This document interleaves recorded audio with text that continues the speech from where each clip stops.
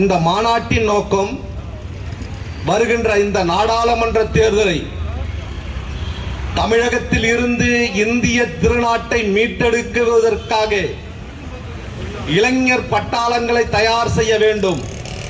அந்த இளைஞர் பட்டாளத்தை கொண்டு பரப்புரையை மேற்கொண்டு அதன் மூலம் தமிழகத்தில் பாஜக 40 தோற்கும், அதிமுகவும் தோற்கும் என்ற நிலை இருந்தாலும் கூட தமிழகத்தின் திராவிட மாடல் ஆட்சிக்கு எதிராக, திராவிட கருத்தியலுக்கு எதிராக எவனும் இங்கே ஓட்டு வாங்க முடியாது, மக்களை ஏமாற்ற முடியாது என்ற நிலையை உருவாக்க வேண்டும் என்று இந்த மாநாட்டில் பல்வேறு தீர்மானங்களை ஒட்டி பல்வேறு கருத்துக்கள் அங்கே பரிமாறப்பட்டிருக்கின்றன.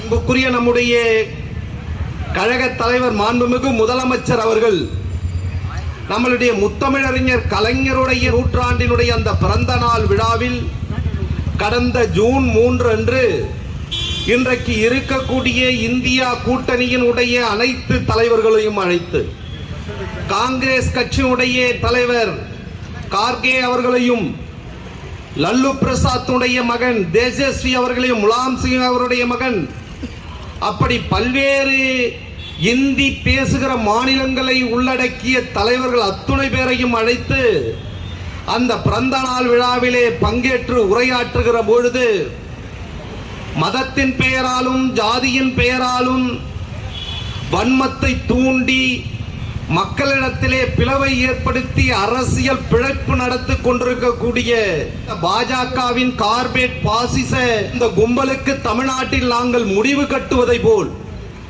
இந்தியா முழுமைக்கும் உள்ள தலைவர்கள் ஒன்றிணைந்து ஓரணியில் கரம் கோர்த்து செயல்பட வேண்டும் என்று இந்த செய்தியை நீங்கள் உங்கள் மாநிலங்களுக்கு டெல்லிக்கு கொண்டு போய் சொல்லுங்கள்.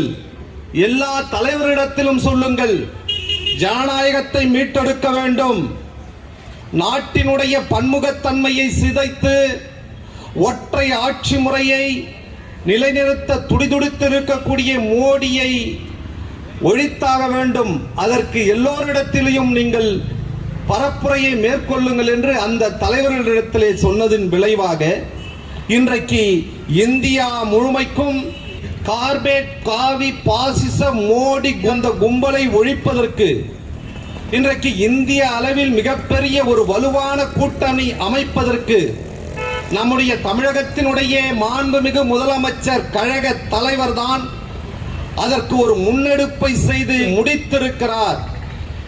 அந்த முடிவு ஒரு சில இடர்பாடுகள் இருந்தாலும் அது இறுதியில் மோடிக்கு எதிரான மிகப்பெரிய ஒரு அலையை, எழுச்சியை உருவாக்க இருக்கிறது என்பதை பல்வேறு கருத்துக்களும் இன்றைக்கு வந்து கொண்டிருக்கின்றன. ஆட்சி மாற்றம் நடைபெற இருக்கிறது என்பதை கருத்தில் கொண்டுதான் உச்ச நீதிமன்றம் கூட அதிரடி தீர்ப்புகளை வழங்கி கொண்டிருக்கிறது.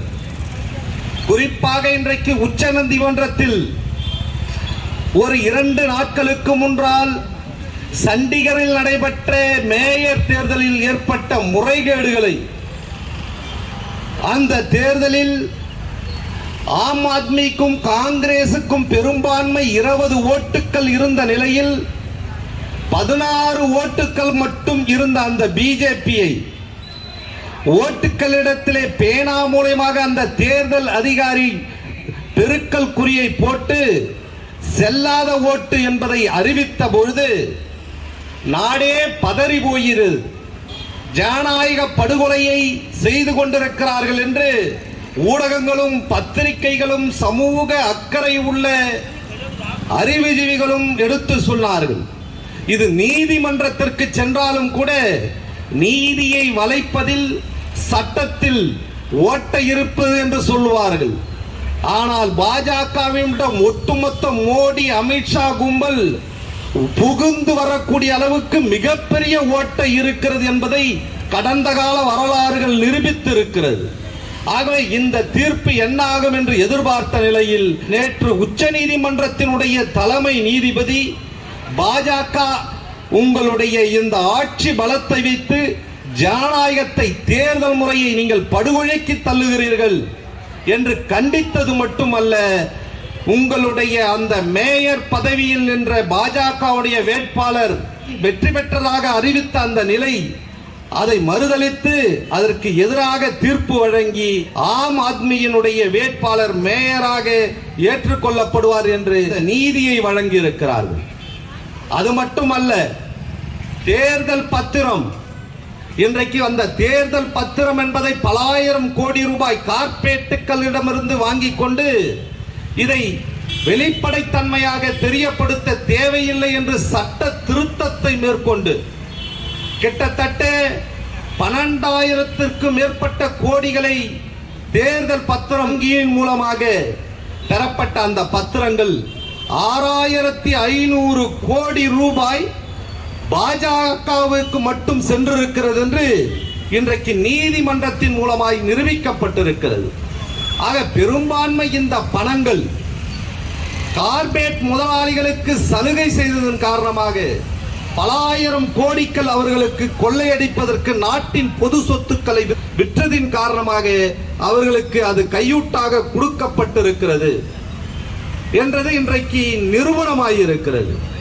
அந்த பணத்தை வைத்துக் கொண்டுதான் மக்களால் தேர்ந்தெடுக்கப்பட்ட பிரதிநிதிகளை, சட்டமன்ற உறுப்பினர்களை, நாடாளுமன்ற உறுப்பினர்களை விலைக்கு வாங்கி பல்வேறு மாநிலங்களில் குதிரை பேரம் நடத்தி மக்களால் தேர்ந்தெடுக்கப்பட்ட ஆட்சியை வரவிடாமல் தடுத்து எல்லா இடங்களிலும் பல மாநிலங்களில் பாஜக ஆட்சியை நடத்தி கொண்டிருப்பது என்பது இன்றைக்கு நிரூபணமாயிருக்கிறது. காரணம், இன்றைக்கு அதானிகளுக்கும் அம்பானிகளுக்கும் மட்டுமே இந்த நாட்டின் செல்வங்கள் அத்தனையும் விற்று கொண்டிருக்கக்கூடிய நிலை ஏற்பட்டிருக்கிறது. குறிப்பாக பல்வேறு துறைகள் இன்றைக்கு பிஎஸ்என்எல் அதானிக்கு கையில போயிடுச்சு இன்னைக்கு. அதே போல ரயில்வே, விமானம், எல்ஐசி, இப்படி சுதந்திர இந்தியாவில் உருவாக்கப்பட்ட லாபம் தரக்கூடிய மக்களுக்கு பயனளிக்கக்கூடிய பல்வேறு நிறுவனங்கள் அதானிக்கும் அம்பானிகளுக்கும் தாரை வார்க்கப்பட்டிருக்கிறது. இதனுடைய நோக்கம் பணத்தை பெற்றுக்கொண்டு நாட்டில் இருக்கக்கூடிய ஜனநாயக சக்திகளை எல்லாம் அழித்து ஒழித்து ஒரு ஒற்றை ஆட்சி முறையை நிலைநிறுத்த மோடி துடித்துக் கொண்டிருக்கிறார். முன்னால் பேசிய தோழர் சொன்னதை போல சிபிஐ, என்ஐஏ உள்ளிட்ட அமலாக்கத்துறை, இன்னும் பல துறைகள், அத்துணை துறைகளையும் எதிர்க்கட்சிகள் மீது ஏவி இன்றைக்கு ஊழல் முத்திரை குட்ட துடித்துக் கொண்டிருக்கிறார்கள். நடக்காது ஒருபோதும். காரணம், அவருடைய முகத்திரை கிழிந்து நாரி தொங்கிக் கொண்டிருக்கிறது. எதை வைத்து சொல்லுகிறேன் என்று சொன்னால், இந்திய தேர்தல் கணக்கு ஆணையம் சிஏஜி இன்றைக்கு நாடாளுமன்றத்தில் 7,50,000 கோடி ரூபாய் மோடி அரசில் ஊழல் நடந்திருக்கிறது. இந்த ஊழல் மொத்த ஊழல் இல்ல, 1-2 இடங்களில் செய்த கணக்கின் அடிப்படையில் ஒரு ரோடு போடுவதற்கு 18 கோடி தீர்மானித்த நிலையில் அதன் முடிவு பெற்ற கணக்கு 250 கோடியாக அவர்கள் கணக்கு காட்டியிருக்கிறார்கள். இன்னும் ஒரு ரோடு திட்டத்தில் 15.37 லட்சம் கோடி ஒரு கிலோமீட்டருக்கு என்று தீர்மானித்து விட்டு 32.18 லட்சம் கோடி செலவழித்திருக்கிறார்கள். கிட்டத்தட்ட 18 லட்சம் கோடியை மிகுதியாக செலவழித்திருக்கிறார்கள் என்று இன்றைக்கு அறிவிப்புகள் வந்து கொண்டிருக்கின்றது. இறந்தவர்கள் மீது அவர்களுக்கான மருத்துவ சிகிச்சை அளித்ததாக பல லட்சம் பேரிடத்தில் இருந்து ஒரே நம்பரில் அவருடைய காப்பீடு திட்டத்தை உருவாக்கி லட்சக்கணக்கிலே இறந்தவர்களுக்கு பேரிலும் சிகிச்சை பெறாதவர்கள் பேரிலேயும் நாட்டினுடைய இன்சூரன்ஸ் பணத்தை, இங்கே கலைஞர் காப்பீடு திட்டம் என்று சொல்லுகிறோம் இல்லையா, அந்த கலைஞர் காப்பீடு திட்டத்தின் மூலம் மக்கள் பயன்பெறுகிறார்கள் உறுதிப்படுத்திய பிறகு காப்பீடு திட்டத்தில் இருந்து பணம் பெறப்படும். அந்த மருத்துவமனைகளுக்கே செல்லாமல் பிரதமருடைய அந்த காப்பீடு திட்டத்துடைய பலத்தை பல ஆயிரம் கோடிகள் கொள்ளையடித்திருக்கிறார்கள் என்று இது போன்ற எண்ணற்ற திட்டங்களில் ஒரு சாம்பிளாக எடுத்து பார்த்ததில் மட்டும் 7,50,000 கோடி கொள்ளையடித்திருக்கிறார்கள். அப்பொழுது 9 ஆண்டு கால இந்த ஆட்சியில் எவ்வளவு பணங்களை நாட்டினுடைய மக்களின் வரிப்பணத்தை கொள்ளையடித்திருக்கிறார்கள் என்பதை ஊடகங்களும் பத்திரிகைகளும் மட்டுமல்ல, சமூக ஆர்வலர்களும் அரசியல் நோக்கர்களும் ஜனநாயகத்தை காப்பாற்ற விரும்புகின்ற ஜனநாயக சக்திகள் அத்தனை ஓரணியில் திரண்டு இருக்கிறார்கள். இவைகளெல்லாம் மூடி மறைக்க வேண்டும். மக்களுக்கு வேலை வாய்ப்பு தருகிறேன் 2 கோடி பேருக்கு என்று சொல்லிவிட்டு ஆட்சிக்கு வந்த மோடி, 15 லட்சம் தருகிறேன் என்று சொல்லிவிட்டு ஆட்சிக்கு வந்த மோடி 15 லட்சம் கேட்டால் ஜல்ஜா என்று சொல்லிவிட்டார்கள். 2 கோடி பேருக்கு ஏன் வேலை தரவில்லை என்று கேட்டால் பொகோடா வித்துக் கொள்ளுங்கள் என்று சொல்லுகிறார்கள். பொகோடா விற்பது ஒன்றும் தவறு என்று சொல்ல, தகுதியுள்ள படித்த இளைஞர்களுக்கு வேலை தர துப்பு இல்லாத ஒரு மோடி 2019 தேர்தல் வருகிற பொழுது அவையெல்லாம் மறுதளித்துவிட்டு புல்வாமா தாக்குதல், பாகிஸ்தானிடமிருந்து இந்தியாவை காப்பாற்றுகிறோம் என்று வட மாநிலங்களில் மிகப்பெரிய அளவு இஸ்லாமியர்களுக்கு எதிரான பிரச்சாரத்தை கட்டமைத்து 2019 ஆட்சிக்கு வந்த மோடி 9 ஆண்டு காலம் இவருடைய ஆட்சி மக்களுக்கு எந்த நிறைவையும் எந்த திட்டங்களையும் செயல்படுத்த முடியவில்லை. கேஸுக்கு மானியம், பல்வேறு மானியங்கள் பல்வேறு விதங்களில் வழங்குகிறோம் என்று சொல்லி 1100 ரூபாய் கேஸ் ஆனதுதான் மிச்சம், மானியம் வரவில்லை. இப்படி பல்வேறு திட்டங்களை அறிவித்ததின் பேரில் ஒரு கொள்ளையை மேற்கொண்டிருக்கக்கூடிய இந்த மோடி கும்பலை ஒழிப்பதற்கு நம்முடைய மாண்புமிகு முதலமைச்சர் அவர்கள் முன்னெடுத்திருக்கிறார்கள். ஆக இங்கே இருக்கக்கூடிய அதிமுகவும் பாஜகவும் ஒரு நாடகத்தை நடத்தி கொண்டிருக்கிறார்கள். பாஜகவுடைய முகத்துறையை காறு நாராக கிழித்திருக்கக்கூடிய நம்முடைய திராவிட முன்னேற்ற கழகத்தினுடைய தலைவர்களும் நம்முடைய தோழர்களும் மக்களிடத்தில் மிகப்பெரிய விழிப்புணர்வு ஏற்பட்டிருக்கிறது. பாஜக இடத்தில் நாம் சேர்ந்தோம் என்று சொன்னால் ஒரு டெபாசிட்டை கூட வாங்க முடியாது என்று உணர்ந்த எடப்பாடி கும்பல் இன்றைக்கு நாங்கள் பாஜகவை விட்டு வெளியேறி இருக்கிறோம், இஸ்லாமியர்களுக்கு நாங்கள் பாதுகாவலர்கள், சிறுபான்மையின் பக்கம் நிற்கிறோம் என்று பொய் சொல்வதன் மூலம் திராவிட முன்னேற்ற கழகத்தின் வாக்குகளை பெருத்து விடலாம், தோல்வியடைய செய்து விடலாம் எண்ணிக்கொண்டிருக்கிறார்கள். ஒருபோதும் நடக்கப் போவதில்லை. காரணம், நீங்கள் அதிமுகவுக்கு போடுகிற ஒவ்வொரு ஓட்டும் மோடி விலை கொடுத்து வாங்க வேண்டிய ஒரு நிலையை உருவாக்கிவிடும். ஒரு உறுப்பினர் அதிமுகவில் தேர்ந்தெடுக்கப்பட்டால் விலைக்கு விற்று விலை பேசி வாங்கப்பட்டு பாஜகவுக்கு செல்லுகின்ற அந்த சூழல் தான் ஏற்படும்.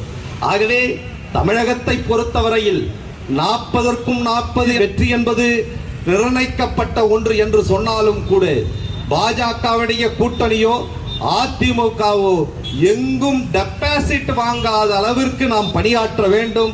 அதற்கு வருகை இருந்திருக்கக்கூடிய நீங்கள் எல்லாம் உறுதுணையாக இருக்க வேண்டும் என்று எடுத்து சொல்லி, மோடியினுடைய அந்த கனவு ஒரே நாடு ஒரே தேர்தல், ஒரே மொழி ஒரே பண்பாடு ஒரே கலாச்சாரம், இவையெல்லாம் அடுத்த முறை ஆட்சிக்கு வந்தால் கண்டிப்பாக நடந்துவிடும். தனி மொழி பேசுகிற, தனி கலாச்சாரம் பண்பாடு உள்ள, தன்னாட்சி அதிகாரம் உள்ளடக்கிய தமிழ்நாடு போன்ற தேசிய இனங்களினுடைய விடுதலைகளை எல்லாம் புறந்தள்ளி, அவருடைய உரிமைகளை எல்லாம் புறந்தள்ளி, இந்தி பேசாத மாநிலங்களை இரண்டாந்தர குடிமக்களாக்கி ஒரு ஒற்றை கட்சியில் தலைமையில் ஒரு சர்வாதிகார அதிபர் ஆட்சி முறையை முன்னோக்கி சென்று கொண்டிருக்கிறார் மோடி.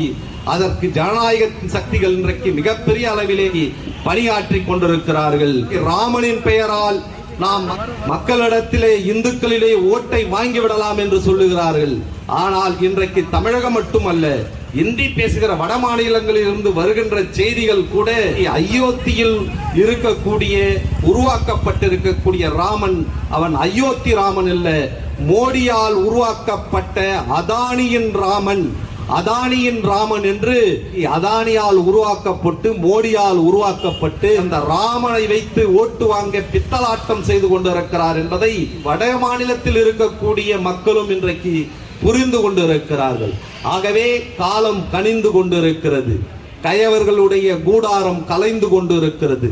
மதத்தின் பெயராலும் ஜாதியின் பெயராலும் குறுக்கு வழியில் வாழ்வு தேடிய அந்த திருட்டு கூட்டத்தின் கடைசி அத்தியாயங்கள் எழுதப்பட்டு கொண்டிருக்கின்றன. எங்கு காணிலும் இந்தியா முழுமைக்கும் மக்கள் எழுச்சி நடைபெற போகு, கழக தலைவர் தலைமையில் மாபெரும் புரட்சி என்று சொல்லி நம்முடைய கழக தலைவர் அண்ணன் தளபதி அவர்கள் கை காட்டுவர்தான் ஆட்சி அமையப் போகிறது, அவர்தான் இந்திய திருநாட்டின் பிரதமராக வரப்போகிறார் என்று சொல்லி வாய்ப்புக்கு நன்றி கூறி விடைபெறுகிறேன். நன்றி, வணக்கம்.